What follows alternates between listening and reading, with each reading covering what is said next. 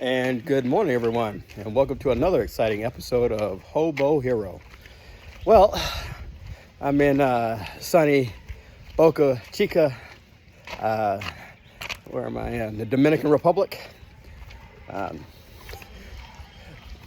that's an interesting story how I got here. So initially, when I first planned this trip, I was supposed to be going to Quito, Ecuador, and I booked my flight through Just Fly and, thought I was all set. But a couple months later, they decided to cancel the flight. And then when I tried to, get the flight again, they end up trying to charge it like twice the price when I try to do it again. So I'm like, all right, fine. I looked around and saw what other flights were out that was like cheap. And sure, of course, Medellin, Colombia was like the top pick. It was only like $206 for a round trip ticket. So I'm like, whatever. Back to Colombia again, so to speak. Even though my plan initially is to go to different parts of the world, not hit the same country more than once, at least within a year, But let's see. So I thought I was all set with Colombia, and and sure as shit,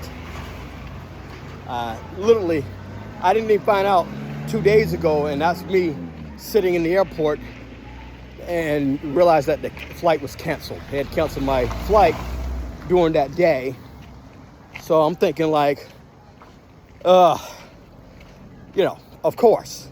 And I'm pretty certain they canceled the flight because I booked this well before this whole Ukrainian disaster happened, and the whole event. And I see all the trash, and believe you me, it smells like it looks, and I can taste it. Oh, so sad. And of course, like I said, I think they pretty much canceled it because they knew that I got it for a cheap price. The price of fuel has gone through the roof now, so that's their excuse to cancel it, and then you reorder it again. And of course, when I try to book the tickets again, the flights were going like 3 times the price, from $260 to I think the cheapest one I saw was like $875 for a round trip ticket to Medellin. And I was like, fuck that. So I ended up booking this one, last minute ticket to DR. I was supposed to go anyway. I wanted to go to DR. And so I was like, let me just do this. It's only like $436 round trip tickets. It's not the price I was looking for, but it's the price you get. It's the cheapest one right now. So I'm here. I'm in Santo Domingo, Dominican Republic, or Boca Chica. That's my little rant about my misadventures on justfly.com. But I'm trying to walk without getting killed here and shit. So here we are.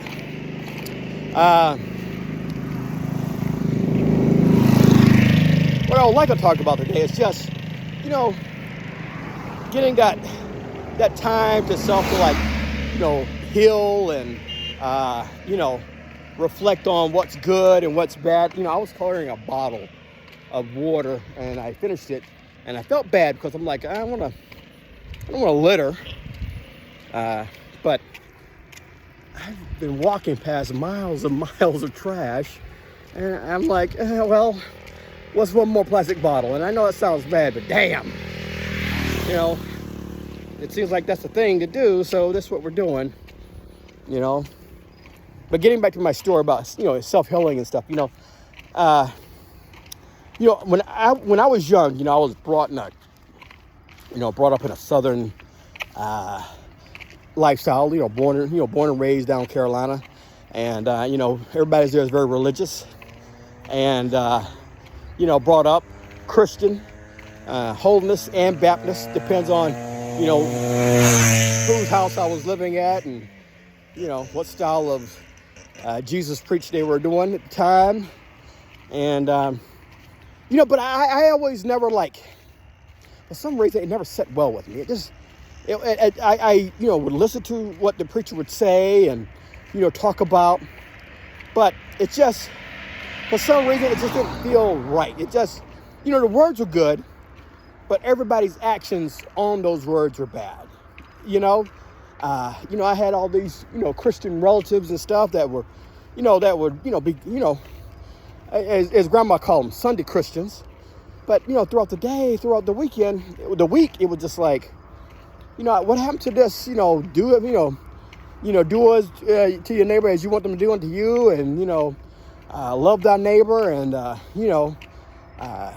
all these biblical 10 commandments that we're supposed to live by. And, even the most ardent Christians, you can listen to the mothers whisper or gossip to each other about, what the preacher did or what the deacon did, and, who's stealing, who's cheating on each other and shit. And I'm like, what the fuck, like I said, it just never really sat with me. And I'm just like, I'm actually walking.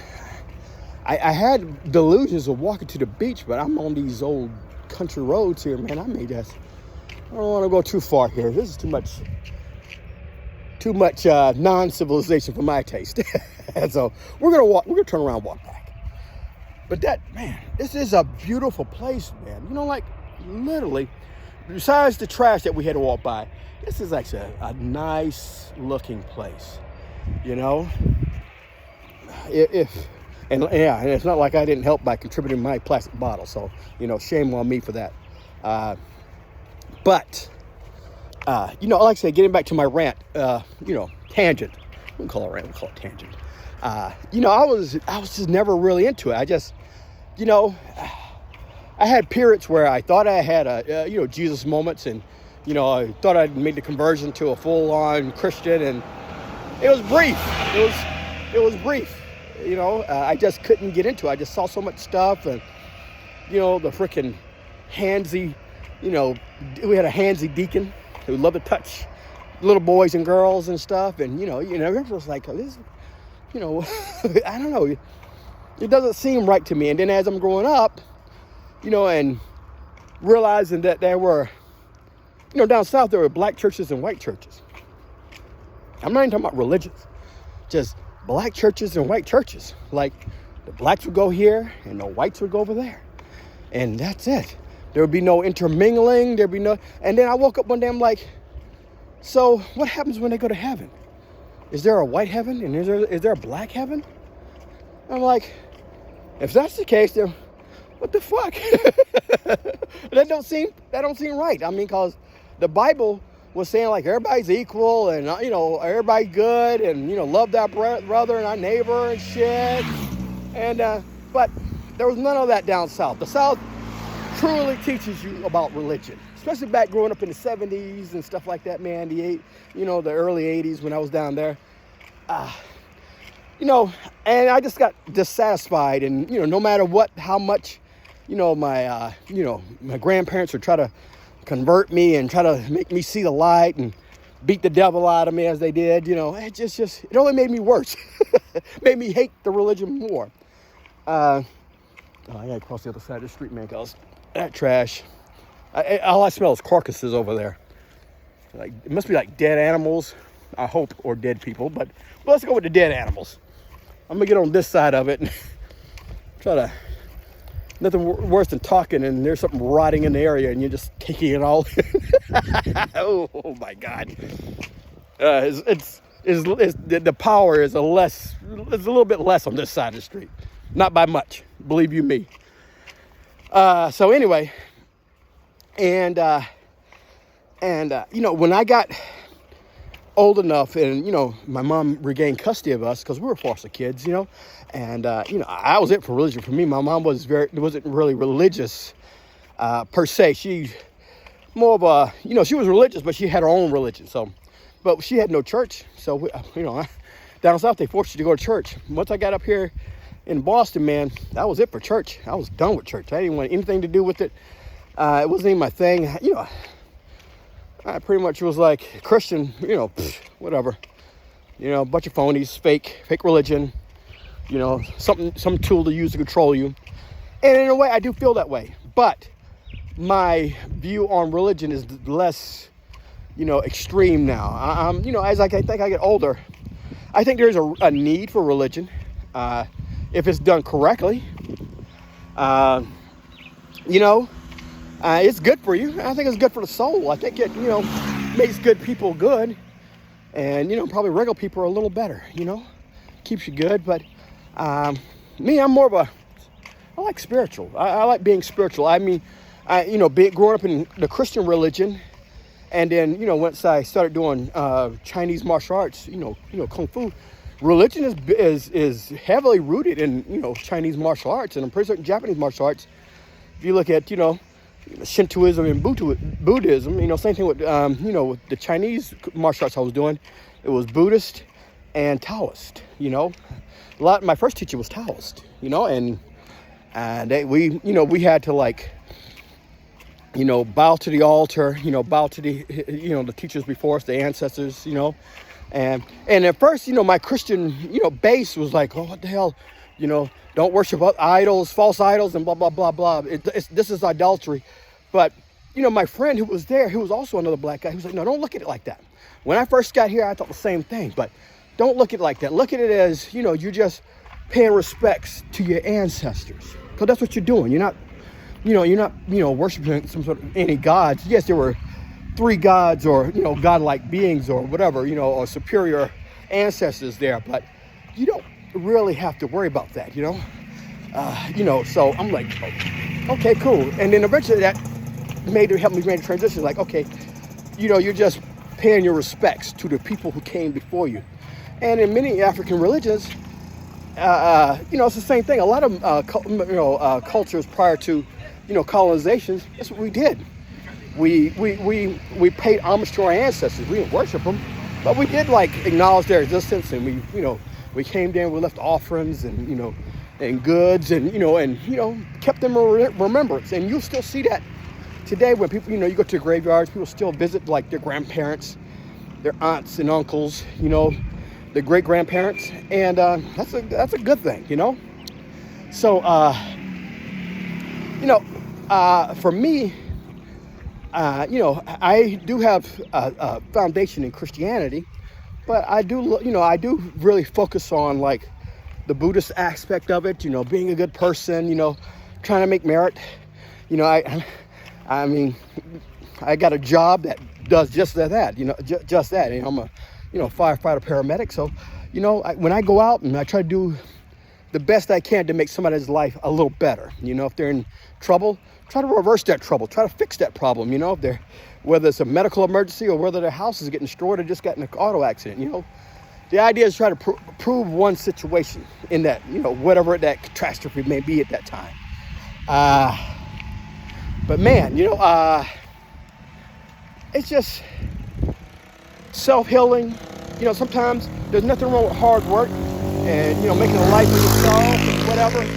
But there's nothing wrong with taking care of yourself. Just little things like what, just getting away for a week, going somewhere, anywhere. I don't need to spend a big money to go where I need. I mean, I'm literally in it's a hotel, but it ain't a hotel. They call it a hotel, but this thing is probably nothing more than a motel with a fancy massage on the outside. Cause the room is it's a bed, so there's a decent shower in there. So but nothing else. There's not too much the amenities. The TV doesn't work. And the only good graces is they got Wi-Fi, so I can YouTube stuff on my phone and, watch YouTube videos and stuff, keep myself busy at night. Like I said, I was in the illusion of walking towards the beach. I think I'm gonna have to compass use my GPS to get back to my home. Actually, this is gonna be easy. I literally walk in a straight line, so I know I can get back. It's not like I took any twists and turns. But yeah, anyway, self-healing and mental health is a good thing, especially after this whole pandemic, isolation, wearing masks, not being able to see, friendly faces, smiling people and stuff, man. It's good to be able to get out and be able to do that again. Because this whole pandemic has, caused a lot of mental health issues that I see, on a regular basis, as a, paramedic and, healthcare professional. So I think we need to find ways to take care of ourselves, and if not, take care of each other too, you got friends, make sure you hang out with them. I lost a buddy about 6 or 7 months ago, I think, probably a little less than that, and a long-time friend, man. He was one of the first friends I got here, when I came from Carolina to Massachusetts, and it was shocking. I didn't expect it. The guy was no older than I am, and he's dead. And it made me realize that I need to keep in touch with my boys. Keep in touch with the people that you grew up with that mattered. I know I'm a bit of a loner, and I'm used to that. I'm good with that, but no matter how you feel in the situation, don't lose touch with the people that matter to you, who grew up with you and stuff. It's good to have them around. I mean, unless they're toxic. If they're toxic, fuck them. But I think that's the message right now for today. Take care of your mental health. Make sure your friends and family that care about you, make sure they're squared away too. This is the time.